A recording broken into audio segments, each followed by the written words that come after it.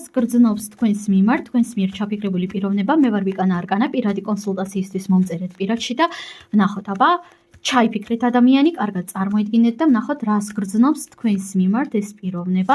იმედგაცრუებული არის ადამიანი, ძალიან ნაწყენი არის რაღაც თქვენს სიტყვებზე ან რაღაც თქვენს ქმედებებზე და ნახეთ, აქ ალბათ უფრო მეტად თქვენ პირადი კონსულტაციები გჭირდებათ. ჩემთან ან თუნდაც სხვასთან, ხო? მაგრამ რის თქმაც შემიძლია, ადამიანი ძალიან ნაწყენი არის და რაღაცით ძალიან იმედგაცრუებულია. თითქოს რაღაც ილუზიები ჰქონდა თქვენთან დაკავშირებით ამ ურთიერთობასთან დაკავშირებით და ეს ილუზიები ჩამოეშალა. სქესობრივი სურვილი მოდის, აი ფანტასტიკურად და გამწარებულად დიდი, ძალიან დიდი სურვილები მოდის, ძალიან დიდი ვნება მოდის, მაგრამ ისევ და ისევ იმედგაცრუებულია.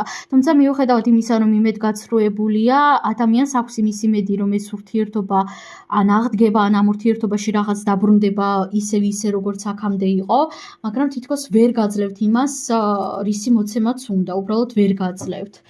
ვერ გაძლევთ უბრალოდ იმიტომ, რომ თითქოს სხვანაირი პიროვნება არის, სხვანაირად გამოხატავს თავის გრძნობებს, თავის ემოციებს, პლუს ეგოს მომენტები თამაშობს აქ ძალიან დიდ როლს ამ ადამიანში.